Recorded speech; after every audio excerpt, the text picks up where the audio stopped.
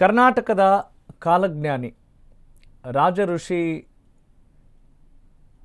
ಗುರೂಜಿ ಒಂದು ಖ್ಯಾತಿ ಇರುವಂಥ ಗುರೂಜಿ ಒಂದು ಸ್ಫೋಟಕ ಭವಿಷ್ಯ ನುಡಿದಿದ್ದಾರೆ.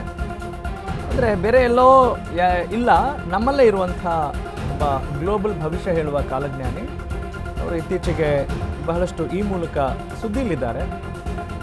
ಗಲ್ಫ್ ಯುದ್ಧದ ಕುರಿತಾಗಿ ಅವರು ಒಂದು ವಾಣಿಯನ್ನು ನುಡಿದಿದ್ರು. ಆ ಭವಿಷ್ಯ ಈಗ ನಿಜವಾಗಿದೆ. ಇರಾನ್ ಅಮೆರಿಕ ನಡುವಣ ಯುದ್ಧದ ಕುರಿತಾಗಿ ಕರಾರು ಭವಿಷ್ಯ ನುಡಿದಿದ್ರು. ಸರಿಯಾಗಿ 40 ದಿನಕ್ಕೆ ಯುದ್ಧಕ್ಕೆ ಒಂದು ಬ್ರೇಕ್ ಸಿಗುತ್ತೆ ಅಂತ ಹೇಳಿದರು. ಹಾಗಾಗಿ ಆ ಮಾತು ಸತ್ಯವಾಗಿರೋದೇ ಈಗ ಸದ್ಯದ ಸುದ್ದಿ. ಒಂದು ದೊಡ್ಡ ತಲೆಯೇ ಉರುಳಲಿದೆ ಅಂತ ಹೇಳಿದರು ರಾಜಋಷಿ ಕಾಲಜ್ಞಾನಿ. ಸರಿಯಾಗಿ 55 ದಿನಕ್ಕೆ ಟರ್ನಿಂಗ್ ಪಾಯಿಂಟ್ ಸಿಗುತ್ತೆ ಅಂತ ಹೇಳಿದರು. ಒಂದು ದೊಡ್ಡ ತಲೆ ಉರುಳುತ್ತೆ ಅಂತ ಹೇಳಿದರು. ಅಂದರೆ ಖಮೇನಿ ಹತ್ಯೆ ಆಗಿರೋದನ್ನು ತಾವು ಗಮನಿಸ್ಬೋದು. ಅದರಂತೆಯೇ ನಾಳೆಗೆ ಯುದ್ಧಕ್ಕೆ 55 ದಿನ ಆಗುತ್ತೆ. ಹಾಗೆಯೇ ನಾಳೆ ಯುದ್ಧಕ್ಕೆ ಒಂದು ಬಿಗ್ ಟ್ವಿಸ್ಟ್ ಕೂಡ ಸಿಗುತ್ತೆ. ಕದನ ವಿರಾಮದ ಒಂದು ಸ್ಟಾರ್ಟಿಂಗ್ ಎಂಡ್ ಪಾಯಿಂಟ್ಗಳ ಬಗ್ಗೆ ಗುರೂಜಿ ಕರಾರುವಕ್ಕೆ ಭವಿಷ್ಯ ನುಡಿದಿದ್ರು. 40ರಿಂದ 55 ದಿನಗಳ ಒಳಗಡೆ ಎರಡೂ ನಡೀತಾ ಇರೋದು ಗುರೂಜಿಯ ಆ ಮಾತಿಗೆ, ಆ ಧೀಶಕ್ತಿಗೆ ಒಂದು ಸಾಕ್ಷಿ ಅಂತ ಸದ್ಯಕ್ಕೆ ಹೇಳ್ಬೋದು. ಯಾರೂ ಊಹಿಸದ ಭವಿಷ್ಯವನ್ನು ಹೇಳಿದರು ಕರ್ನಾಟಕದ ಕಾಲಜ್ಞಾನಿ ರಾಜ ಋಷಿ ಗುರೂಜಿ. ಸೊ ಹೀಗಾಗಿ ಯಾವಾಗಲೂ ಅಷ್ಟೇ ನಮ್ಮ ಮಾತಿಗೆ ಎಂಥ ಶಕ್ತಿ ಇದೆ. ನಾವು ಸಾಧನೆಯನ್ನು ಮಾಡಿದರೆ ಏನಾದರೂ ನಾವು ಮ್ಯಾಜಿಕ್ನ ಅಥವಾ ಅದ್ಭುತವನ್ನು ನೋಡಬಹುದು ಅನ್ನೋದಕ್ಕೆ ಪೂರಕವಾಗಿ ಅನೇಕ ವಿಚಾರಗಳನ್ನು ನಾವು ಕೇಳಿರ್ತೀವಿ. ಈಗ ದೃಶ್ಯದ ಬಲಭಾಗದಲ್ಲಿ ಏನು ನೋಡ್ತಾ ಇದ್ದೀರಲ್ಲ, ಅವರು ರಾಜ ಋಷಿ ಕಾಲಜ್ಞಾನಿ. ನೋಡೋಣ ಅವರ ಮಾತುಗಳನ್ನು ಕೂಡ ಇಲ್ಲಿ ಕೇಳಿಸ್ಕೊಳ್ಬೋದು. Let's have a look. ನಮಸ್ಕಾರ ವೀಕ್ಷಕರೇ. ಇರಾನ್ ಯುದ್ಧ ಶುರುವಾಗುವ ಡೇಟು, ಇರಾನ್ ಯುದ್ಧದಲ್ಲಿ ಆಗುವಂಥ ಘಟನಾವಳಿಗಳ ಬಗ್ಗೆ ಹೇಳಿದ್ವಿ. ಸೊ ಅಲ್ಲಿ ಒಂದು ಧರ್ಮಗುರು ಸುಪ್ರೀಂ ಲೀಡರ್ನ ಅಸ್ಯಾಸಿನೇಷನ್ ಆಗಿ ಒಂದು ಯುದ್ಧ ಇಂಟೆನ್ಸಿಫೈ ಆಗುತ್ತೆ ಅಂತ ಹೇಳಿದ್ವಿ. ಅದೇ ಥರ ನಾವು ನಡೆಯಿತು. ಅಲ್ಲಿ ಸುಪ್ರೀಂ ಲೀಡರ್ ಹತ್ಯೆ ಕೂಡ ಆಯಿತು.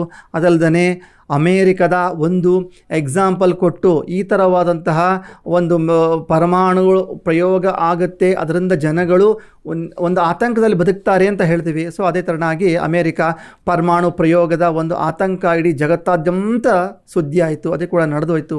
ಅದಲ್ಲದೆ ಅಲಿ ಖಮೇನಿಯ ಒಂದು ಹತ್ಯೆ ಆದ ದಿನದಂದು, ಅಂದರೆ ಫೆಬ್ರವರಿ 28ನೇ ತಾರೀಕಿಗೆ ನನ್ನದೇ ಆದಂಥ ಅನಲೈಸ್ ಮಾಡಿ ಒಂದು ವಿಡಿಯೋವನ್ನು, ಯಾವಾಗ ಯುದ್ಧ ಮಾಡುವಂಥವ್ರಿಗೂ ಗೊತ್ತಿಲ್ಲ ಯಾವಾಗ ಅಂತ್ಯ ಆಗುತ್ತೆ ಅಂತ, ಇಡೀ ಜಗತ್ತಿಗೆ ಗೊತ್ತಿಲ್ಲ. ಜಗತ್ತಿಗೆ ಕೂಡ ಒಂದು ಕ್ವಶನ್ ಮಾರ್ಕ್ ಆಗಿತ್ತು.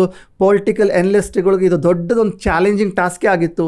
ಅದಲ್ಲದೆ ಜನಗಳ ಮಧ್ಯದಲ್ಲಿ ಸುಮಾರು ಗೊಂದಲ ಆಗಿತ್ತು. ಜನಗಳಿಗೆ ಒಂದು ದಾರಿ ಅಂತಲೇ ಗೊತ್ತಾಗ್ತಿರಲಿಲ್ಲ. ಸೊ ಆ ಟೈಮಲ್ಲಿ ನಾವು ಭವಿಷ್ಯವಾಣಿಯನ್ನು ಮಾಡಿ ಅದರಲ್ಲಿ ಏನು ಹೇಳ್ತೀಪ್ಪ ಅಂತಂದರೆ 40 ಡೇಸಿಂದ ಶುರುವಾಗಿ 55 ಡೇಸ್ ಒಳಗಡೆ ಈ ಯುದ್ಧ 70% ನಿಲ್ಲುತ್ತೆ. ಪಾಸ್ ಬಟನ್ ಪ್ರೆಸ್ ಆಗುತ್ತೆ. ಅದು ಇನ್ನೂ 30% ನಿಲ್ಲಬೇಕಾದಾಗ ಮುಂದೆ ಕ್ರಮೇಣವಾಗಿ 6ರಿಂದ 7 ತಿಂಗಳವರೆಗೂ ಶುರುವಾಗುತ್ತೆ. 7 ತಿಂಗಳವರೆಗೂ ಟೈಮ್ ತಗೊಳುತ್ತೆ ಅಂತ ಹೇಳ್ತೀವಿ. ಸೊ ಇವತ್ತು 40th ಡೇ. ಸೊ ಎಲ್ಲ ನ್ಯೂಸ್ ಚಾನಲ್ ಬರ್ತಾ ಇದೆ. ಅಮೇರಿಕಾ ಇರಾನ್ ಯುದ್ಧ ಕದನ ವಿರಾಮ ಅಂತ ತೋರಿಸ್ತಾ ಇದ್ದಾರೆ. 2 ವಾರ ಒಳಗೆ ಪೌಸ್ ಆಗಿದೆ, ಇಬ್ಬರು ಒಪ್ಕೊಂಡಿದ್ದಾರೆ ಅಂತ ತೋರಿಸ್ತಾ ಇದೆ. ಸೊ ಈ ಪೌಸ್ ಆಗಿರುವಂಥದ್ದು ಕೂಡ ನಾವು ಕೊಟ್ಟಂಥ ಡ್ಯೂರೇಷನಲ್ಲಿ ಆಗಿದೆ. ಇದು ಕಂಪ್ಲೀಟವಾಗಿ ನಿಲ್ಲಬೇಕಂದ್ರೂ ಕೂಡ ಇನ್ನು ಬರಲಿರುವಂತಹ 6ರಿಂದ 7 ತಿಂಗಳವರೆಗೂ ಇದು ಕಂಪ್ಲೀಟಾಗಿ ನಿಲ್ಲುತ್ತೆ. ಅದು ಇವಾಗ 70% ಕೂಡ ನಿಂತಿದೆ. ನಾವು ಯಾವ ಡೇಟನ್ನು ನಿಗದಿಪಡಿಸಿ ಯಾವ ದಿನಾಂಕದಿಂದ ನಿಲ್ಲುತ್ತೆ ಅಂತ ಹೇಳಿದೆವು. ಸೊ ಕದನ ವಿರಾಮ ಅದೇ ದಿನದಿಂದ ಆಗಿ ಹೋಗಿದೆ. ಸೊ ಇಲ್ಲಿ ನಾನು ಕ್ಯಾಲ್ಕುಲೇಟ್ ಮಾಡಿದ್ದು ಒಂದು ಮಂಡಲದ ಲೆಕ್ಕದಿಂದ 40 ಡೇಸ್ ಅನ್ನೋದು ಒಂದು ಮಂಡಲ. ಅಂದರೆ ಇದು ತಂತ್ರಶಾಸ್ತ್ರದಲ್ಲಾಗಲಿ, ದೀಕ್ಷಾಶಾಸ್ತ್ರದಲ್ಲಾಗಲಿ, ಒಂದು ವೃತ್ತಿಯಲ್ಲಿ ದೀಕ್ಷಾ ಒಂದು ಮಾರ್ಗದಲ್ಲಾಗಲಿ ಇದನ್ನು ನಾವು 40 ಡೇಸ್ಗೆ ಒಂದು ಮಂಡಲ ಅಂತೀವಿ. ಇನ್ನು ಅನ್ಯತರ ಗ್ರಂಥಗಳಲ್ಲಿ 48 ಡೇಸಿಗೆ ಒಂದು ಮಂಡಲ ಅಂತ ಉಲ್ಲೇಖ ಸಿಗುತ್ತೆ. ಸೊ ಇದನ್ನು ನಾನು ಆನ್ ಆ್ಯನ್ ಆ್ಯಾವ್ರೇಜ್ ತೊಗೊಂಡು 40ಯಿಂದ ಶುರುವಾಗಿ ಒಂದು 55 ಡೇಸ್ ಅಂತ ನಾನು ಕೌಂಟ್ ಮಾಡಿ 55 ಈ ಒಂದು ಡ್ಯೂರೇಷನನ್ನು ಜಗತ್ತಿಗೆ ಹೇಳಿದ್ದೆ. ಎಲ್ಲ ಜನಗಳಲ್ಲಿ ಒಂದು ಕ್ವಶನ್ ಮಾರ್ಕ್ ಆಗಿತ್ತು. ಬಟ್ ನಾವು ಆ ಸಮಯದಲ್ಲಿ ಎಲ್ಲರ ಮೈಂಡಲ್ಲಿ ಒಂದು ಡಾಟ್ ಇಟ್ಟಿದ್ದೀವಿ. ಸೊ ಎಲ್ಲ ಜನಗಳು ಒಂದು ನಿರೀಕ್ಷೆಯಲ್ಲಿದ್ದರು. ಗುರುಗಳು ಈ ಡೇಟಲ್ಲಿ ಹೇಳಿದ್ದಾರೆ ಕಾಯೋಣ ಅಂತ. ಸೊ ನೀವು ಕಾಯ್ದಂಥ ದಿನ ಇವತ್ತು ಬಂದಿದೆ. ಸೊ ಎಲ್ಲ ಚಾನಲಲ್ಲಿ ಕೂಡ ಇವತ್ತು ಅನೌನ್ಸ್ ಆಗ್ತಾಯಿದೆ, ಇರಾನ್ ಮತ್ತು ಅಮೇರಿಕದ ಯುದ್ಧ ಕದನ ವಿರಾಮವಾಗಿದೆ ಅಂತ ಅನೌನ್ಸ್ ಆಗ್ತಾಯಿದೆ. ಸೊ ಮುಂಬರೋ ದಿನಗಳಲ್ಲಿ ಇದೇ ಥರನಾದಂತಹ ಚಾಲೆಂಜಿಂಗ್ ಟಾಸ್ಕು ಜಗತ್ತಿಗೆ ಯಾವಾಗ ಅಂಧಕಾರ ಅಂತ ಇರುತ್ತೋ, ಜಗತ್ತಿನ ಮೈಂಡಲ್ಲಿ ಯಾವಾಗ ಕ್ವಶನ್ ಮಾರ್ಕ್ ಅಂತ ಇರುತ್ತೋ, ಸೊ ಅಂಥ ಟಾಪಿಕನ್ನು ಎತ್ಕೊಂಡು ನನ್ನ ಗೊತ್ತಂಥ ವಿದ್ಯೆಯಿಂದ ನಾನೊಂದು ಪ್ರಿಡಿಕ್ಷನನ್ನು, ಒಂದು ಮಾರ್ಗದರ್ಶನ ಕೊಡುವಂತಹ ಪ್ರಯತ್ನ ಮಾಡ್ತಿದ್ದೀನಿ. ನಮಸ್ಕಾರ.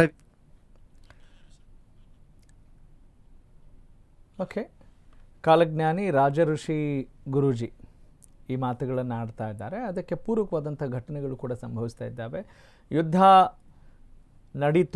ನಡೀತಾ ಇದೆ ಅಥವಾ ನಡೆಯುತ್ತೆ ಅನ್ನೋ ವಿಚಾರಕ್ಕೆ ಒಂದು ಕನ್ಫ್ಯೂಷನ್ ಇತ್ತು ಎಲ್ಲರಿಗೂ.